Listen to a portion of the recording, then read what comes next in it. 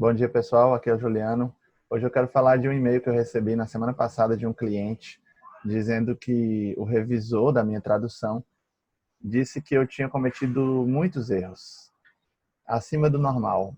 E ele estava me enviando um relatório no Excel em que eu deveria dar uma olhadinha em cada uma das ocorrências e fazer algum comentário. Então, é um e-mail chato, né? Quando você recebe uma coisa dessas. Mas aí eu fui lá no relatório Excel. É a tradução de um jogo para uma agência de tradução chinesa que atualmente é uma das minhas melhores clientes, me manda trabalho constantemente. Então eu fiquei um pouco chateado a princípio, né, por receber esse feedback. Mas vamos lá, né? Vamos ver o que é que o revisor comentou. E olha, vocês sempre vão ser revisados por alguém, viu? Então prestem atenção quando fizerem as suas traduções. Mas, claro, o revisor é uma coisa que também pode tirar um peso das suas costas, porque você sabe que ele vai corrigir alguma coisa que você fizer de errado. Então, é isso. Eu abri o arquivo Excel e tinha lá umas 200 linhas com a tradução, né? E como é que era esse arquivo? Ele estava separado em colunas. Então, a primeira coluna tinha o texto original, a segunda coluna tinha a minha tradução, a terceira coluna tinha a minha tradução corrigida com alguma modificação e tinha outra coluna ainda com alguns comentários do revisor e finalmente a última coluna era onde eu deveria fazer algum comentário ou alguma defesa. Era um arquivo que, como eu falei, tinha umas 200 linhas, mas em torno de 70 linhas tinha realmente comentários do revisor.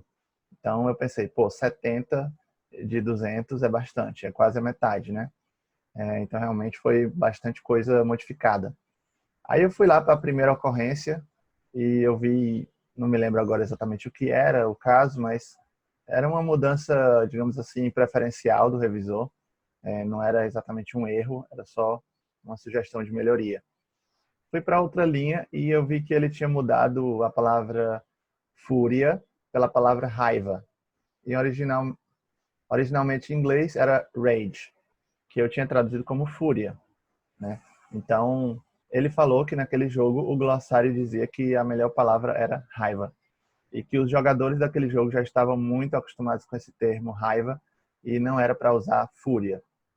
E eu, claro, aceitei, né? Eu disse que não conhecia essa parte, essa terminologia e falei que a partir dali eu iria usar a palavra raiva em vez de fúria. Beleza. E depois fui descendo, eu vi que tinha mais uma ocorrência igual a essa e o revisor apenas copiou e colou o comentário. Não é para usar fúria, é para usar raiva, porque no glossário, não sei o quê. E eu, assim, não me defendi de novo. Eu só falei que era o mesmo caso da linha anterior, então não era um erro diferente, era o mesmo erro contado duas vezes. Quando eu fui vendo ao longo do arquivo, tinha, sei lá, umas 30 ocorrências da palavra fúria sendo trocada pela palavra raiva. Então, assim, aparentemente eram muitos erros, mas nesse caso desse termo, era o mesmo erro repetido ao longo do arquivo. Então não era exatamente erros diferentes. Também teve outro caso da palavra vez, né? Quando for na vez desse jogador, ele tem que fazer isso. E ele trocou a palavra vez pela palavra turno. Ou então, na próxima vez que o jogador fizer isso, no próximo turno que o jogador fizer isso. Então ele falou que a palavra correta era turno em vez de vez. Eu até comentei que eu discordo, eu acho que vez é uma palavra melhor, ou até rodada, na próxima rodada ou na próxima vez, é melhor do que no próximo turno. Então eu fiz esse comentário na minha defesa, mas que, claro, a partir dali eu poderia adotar a palavra turno, já que o cliente está pedindo. Assim, é o cliente que manda, né? Você tem que usar aquelas palavras, mesmo que às vezes você discorde ou você acha que tem palavras melhores como vez ou rodada. Então, eu falei que a partir dali eu iria usar a palavra turno, já que ele estava querendo. E aí eu vi que tinha umas 25 ocorrências desse mesmo caso, né? A palavra vez sendo trocada pela palavra turno.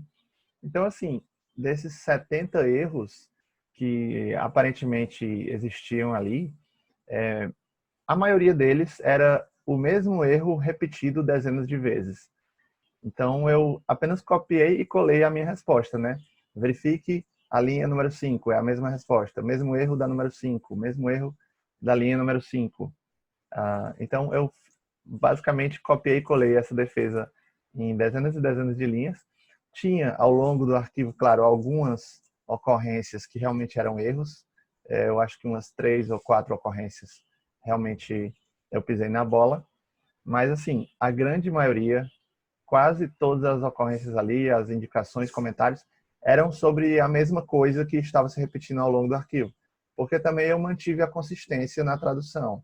A palavra raiva, né? Na verdade, eu usei fúria. Eu usei fúria ao longo de todo o texto. Fúria, fúria, fúria, do começo ao fim. Eu também usei a palavra vez. Na vez do jogador, na próxima vez que ele fizer isso.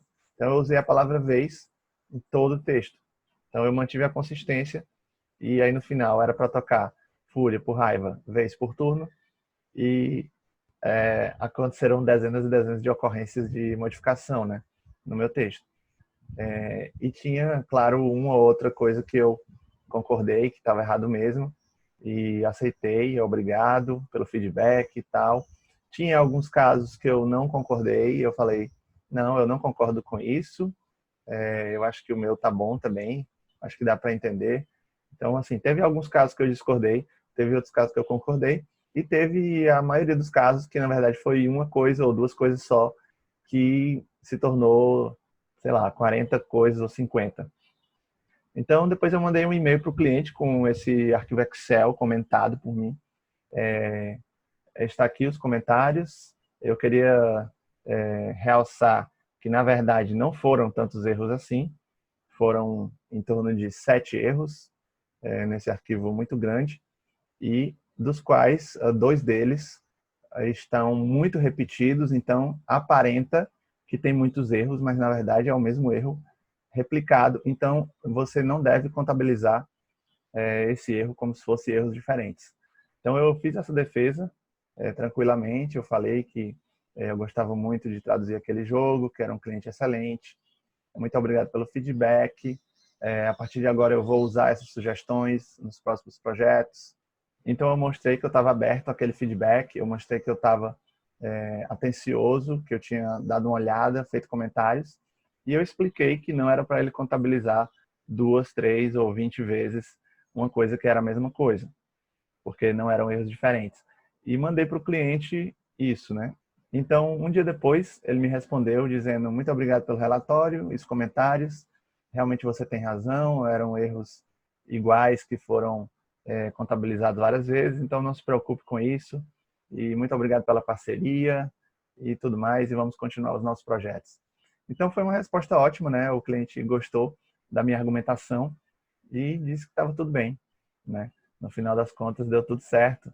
E, de fato, não era um grande problema. Era só, aparentemente, você olhando assim para o relatório, puxa, tem tantas linhas aqui comentadas, o que é que o Juliano tem a dizer disso? Porque, assim, esse líder de projeto nem leu, né, esses comentários. Quem fez os comentários foi o revisor, e o revisor mandou para o líder de projetos, está aqui o relatório, normal, e o líder de projetos olhou, claro que não vai nem ler, já passa para mim dizendo, ei Juliano, dá uma olhadinha nisso aqui, é isso mesmo? Tem muitos erros aqui, tem muitas modificações. E aí eu defendi e ele acatou minha defesa, então tá tudo bem. Então eu quero dizer para vocês com essa mensagem que pode ser que você receba um feedback negativo de um cliente e pode ser que esse feedback seja verídico, né? Que realmente você tenha feito muitos erros, mas também existe a possibilidade de você não ter feito muitos erros e aquele feedback ser só uma aparência que você fez algo errado, mas que na verdade você não fez tanto assim. Então é sempre bom dar uma olhadinha no feedback do revisor quando você recebe, porque não é sempre, só em casos raros que a gente recebe um feedback do revisor. Normalmente a gente entrega o arquivo, o revisor corrige e vai para frente, a gente nunca fica nem sabendo se a gente errou alguma coisa ou não. Assim, mas nesses casos, né, notórios, que você vê ali que tem muitas ocorrências, eles podem fazer um questionamento para você. Então dê uma olhadinha, pode ser que realmente você tenha pisado na bola feio, e aí vai criar problemas aí no seu relacionamento com esse cliente, mas também pode ser que não seja nada demais, seja só realmente uma impressão errada, e você possa se defender. Então, esteja preparado para defender a sua tradução, esteja preparado para argumentar, para explicar os pontos e dizer, né, quais termos você aceita, quais você não aceita, se foi uma mudança só preferencial, se foi só uma melhoria ou uma opção de palavras que o revisor gosta mais daquela palavra do que da outra. Então, às vezes é isso. Não fique acanhado, não tenha vergonha de se defender nas suas traduções. Dê uma olhadinha, veja quem tem razão e mande uma resposta contundente, mande uma resposta que deixe bem clara a sua posição. Fica aí a dica para vocês, espero que tenham gostado, espero que vocês tenham muitas traduções ao longo dos próximos anos e décadas e que uma vez ou outra realmente vocês vão receber feedbacks e tem que estar preparados para dar essa resposta se a sua tradução tiver muitos erros ou aparentemente muitos erros. Então, até mais e a gente se vê no próximo vídeo.